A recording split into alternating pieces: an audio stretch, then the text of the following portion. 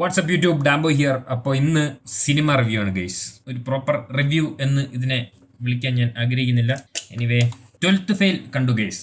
ഞാൻ അങ്ങനെ സിനിമ ന്യൂസുകൾ കാര്യങ്ങളൊന്നും അങ്ങനെ ഫോളോ ചെയ്യുന്ന ആളല്ല. സിനിമ കാണാറുണ്ട്, വല്ലപ്പോഴുമാണ് കാണാറ്. അങ്ങനെ സ്ഥിരം സിനിമ കാണുന്ന ഒരു വ്യക്തിയല്ല. സിനിമ ന്യൂസുകൾ ഫോളോ ചെയ്യാറില്ല. അതുകൊണ്ട് തന്നെ ഈ സിനിമയെ പറ്റി എനിക്ക് മുമ്പ് അറിയില്ലായിരുന്നു. ട്രെയിലർ കണ്ടിട്ടില്ല. കഴിഞ്ഞ ഒരാഴ്ചയായിട്ട് കുറേ അധികം റീലുകൾ, സ്റ്റാറ്റസുകൾ എൻ്റെ ഫീൽഡിൽ ഇങ്ങനെ നിറഞ്ഞു വന്നു. അങ്ങനെയാണ് ഞാൻ ഈ സിനിമയെ പറ്റി അറിയുന്നത്. അപ്പോൾ എന്തായാലും പടം കാണാമെന്ന് വിചാരിച്ചു. ഞാൻ മോസ്റ്റ്ലി പടങ്ങൾ അങ്ങനെയാണ് കാണാറ്. എന്തെങ്കിലും ഒരു റീലൊക്കെ കണ്ടിട്ട്, എന്തെങ്കിലും ഒരു മുറി ഭാഗം റീലൊക്കെ കണ്ടിട്ട് ആ പടം തപ്പിപ്പോയി അങ്ങനെ ഞാൻ കുറെ പടം കാണാറുണ്ട്. മോസ്റ്റ്ലി ഞാൻ സിനിമകൾ അങ്ങനെയാണ് കാണാറ്.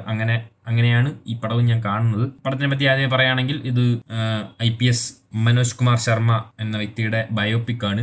പുള്ളി ഒന്നുമില്ലായ്മയിൽ നിന്ന് IPS ഓഫീസറിലേക്ക് എത്തുന്ന ആ ജേർണിയാണ് പടത്തിൽ പറയുന്നത്. പടം കൊള്ളാം, എനിക്ക് ഇഷ്ടപ്പെട്ടു.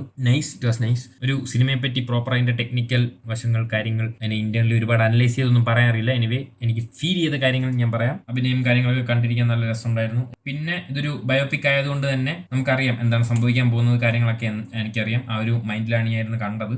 ആൻഡ് ഇതൊരു ഭയങ്കര ഫാസ്റ്റ് പേസിലൊന്നും പോകുന്ന പടമല്ല. എൻ്റെ ടേസ്റ്റ് എന്ന് പറയുമ്പോൾ ഇങ്ങനെ കുറച്ച് ഫാസ്റ്റ് പേസിൽ പോകുന്ന പടങ്ങൾ, നെക്സ്റ്റ് അടുത്ത് എന്താണ് എന്നൊരു ഫീൽ തരുന്ന പടങ്ങളൊക്കെയാണ് എന്നെ കൂടുതൽ എക്സൈറ്റ് ചെയ്യുന്നത്. അതുകൊണ്ട് തന്നെ ഇത് ചില ഭാഗത്തൊക്കെ എനിക്ക് കുറച്ച് സ്കിപ്പ് ചെയ്ത് കളയാനൊക്കെ തോന്നി. പിന്നെ ഞാൻ പറഞ്ഞല്ലോ, എനിക്ക് സ്റ്റാറ്റസുകളിലൂടെയും റീലുകളിലൂടെയും പിന്നെ നേരിട്ട് ഫ്രണ്ട്സ് പറഞ്ഞ ഒരു ഇതിലും ഭയങ്കര അധികം മോട്ടിവേഷൻ തരുന്നൊരു പടമായിട്ടാണ് അവൻ എനിക്ക് മുന്നിൽ ഇത് പ്രസന്റ് ചെയ്തത്. പക്ഷേ എന്തുകൊണ്ടെന്നറിയില്ല, എനിക്ക് അവർ പറഞ്ഞ അത്രയും മോട്ടിവേഷൻ അങ്ങനെ ഒരു ഫീല് ഈ പടത്തിൽ കിട്ടിയിട്ടില്ല. മോട്ടിവേറ്റിംഗ് ആണ്, നിങ്ങൾക്ക് കാണുമ്പോൾ മനസ്സിലാവും അദ്ദേഹം ഏത് അവസ്ഥയിൽ നിന്നാണ് ഒരു IPS ഓഫീസർ എന്ന നിലയിലേക്ക് എത്തിയത് എന്ന് നമുക്ക് മനസ്സിലാവും. ബട്ട് മേ ബി എനിക്ക് അങ്ങനെ ഒരു സിറ്റുവേഷൻസുമായിട്ട് റിലേറ്റ് ചെയ്യാൻ പറ്റാത്തതുകൊണ്ടായിരിക്കും. കാരണം ഞാൻ അത്ര സ്ട്രഗിൾ ഒന്നും അനുഭവിച്ചിട്ടുള്ള ആളല്ല.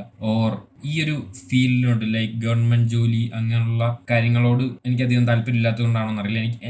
എനിക്ക് പേഴ്സണലി ഒത്തിരി റിലേറ്റ് ചെയ്യാൻ പറ്റാത്തത് കൊണ്ടാവാം അവർക്ക് കിട്ടിയ ഫീൽ എനിക്ക് കിട്ടാഞ്ഞത്. പിന്നെ ഞാൻ ആലോചിച്ചു, എനിക്ക് മാത്രമേ ഇങ്ങനെ തോന്നിയുള്ളൂ എന്ന് ഞാൻ ആലോചിച്ചു. എനിക്ക് മാത്രമല്ല, എൻ്റെ മറ്റൊരു ഫ്രണ്ടിനും ഇങ്ങനെ ഒരു ഫീലാണ് വന്നത്. മോട്ടിവേഷൻ ഹൈപ്പ് തന്നത്രയും കിട്ടിയില്ല എന്ന് അവനും തോന്നി എന്ന് പറഞ്ഞു. അങ്ങനെ എന്നെപ്പോലെ ചിന്തിക്കുന്ന മറ്റൊരാൾ ഉണ്ടല്ലോ എന്ന് കേട്ടപ്പോൾ ഇങ്ങനൊരു വീഡിയോ ചെയ്യാമെന്ന് വിചാരിച്ചാണ്. പിന്നെ ഞാൻ ഈ സിനിമ കണ്ടപ്പോൾ ആലോചിച്ച മറ്റൊരു കാര്യമുണ്ട്. നിങ്ങൾക്കറിയാം, ഒരു വർഷം എത്രത്തോളം ആളുകളാണ് ഇങ്ങനെ IPS IAS എക്സാമുകൾക്ക് വേണ്ടി പ്രിപ്പയർ ചെയ്ത് ഇങ്ങനെ കണ്ടിന്യൂസ് അത്രയും വർഷം മറ്റൊന്നിനും ചിലവാക്കാതെ ഇതിനു വേണ്ടി മാത്രം ഫോക്കസ് ചെയ്ത് പഠിച്ച് എക്സാം ഒക്കെ എഴുതിയിട്ടും ആ ഒരു ലെവലിലേക്ക് എത്താതെ പോകുന്ന കുറെ ആളുകളുണ്ട്. വളരെ കുറച്ച് ആളുകൾ മാത്രമല്ല, പൊസിഷനിലേക്ക് എത്തുന്നുള്ളൂ. പടത്തിനകത്ത് തന്നെ ഒരു ക്യാരക്ടർ ഉണ്ടല്ലോ, നമ്മുടെ ഗൗരി ബയ്യ. അത്ര ഹാർഡ് വർക്ക് ചെയ്തിട്ടും ആ ഒരു നിലയിലേക്ക് എത്താൻ പറ്റിയില്ല. അതുപോലെ ഒരുപാട് ആളുകളുണ്ട്. അവരെ പറ്റി ഞാൻ ആലോചിച്ചു. നമ്മുടെ കേരളത്തിൽ തന്നെ ആണെങ്കിലും PSC എഴുതാൻ വേണ്ടിയും ഒരുപാട് ആളുകൾ ഇങ്ങനെ അത് മാത്രം മതി, ഗവൺമെന്റ് ജോബ് മതി, മറ്റൊന്നും വേണ്ട എന്ന് പറഞ്ഞ് അവരുടെ ഹോൾ ലൈഫ് അതിനു വേണ്ടി ഡെഡിക്കേറ്റ് ചെയ്തിട്ട്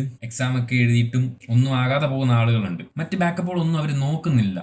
ഇത് വർക്കൗട്ട് ആയില്ല എങ്കിൽ പിന്നെ എന്ത് ചെയ്യും എന്നൊരു ഇതില്ലാതെ ഇതിന്റെ പുറകെ നടക്കുന്ന ആളുകളുണ്ട്. അങ്ങനെ നടക്കേണ്ട ആവശ്യമുണ്ടോ എന്ന് ഞാൻ ചിന്തിച്ചു പോയി. മേ ബി എനിക്ക് ആ ജോബുകളോട് താല്പര്യമില്ലാത്തത് കൊണ്ടാവാം ഞാൻ ഇങ്ങനെ ചിന്തിക്കുന്നത്. ഒരു ബാക്കപ്പും വെക്കാതെ ഇങ്ങനെ ഇതിന് പുറകെ നടക്കണോ എന്നൊരു ഫീലാണ് ഈ പടം കണ്ടപ്പോൾ എനിക്ക് തോന്നിയത്. ഓവറോൾ നല്ല പടമാണ്, എനിക്ക് ഇഷ്ടപ്പെട്ടു. ബട്ട് ഇവർ പറഞ്ഞ അത്രയും ആ ഒരു ഫാക്ടറിലോട്ട് എൻ്റെ മൈൻഡ് വന്നില്ല എന്നൊരു കാര്യം മാത്രമേ സംഭവിച്ചുള്ളൂ. എനിവേ, പടം ഓവറോൾ എനിക്ക് ഇഷ്ടപ്പെട്ടു. ഇങ്ങനൊരു പടം കണ്ടപ്പോൾ ഇങ്ങനൊരു ഫീല് വന്നു. ആ കാര്യം നിങ്ങളുമായിട്ട് ഷെയർ ചെയ്യണമെന്ന് തോന്നി. അത്രേ ഉള്ളൂ. അടുത്ത വീഡിയോയിൽ കാണാം. Okay, by.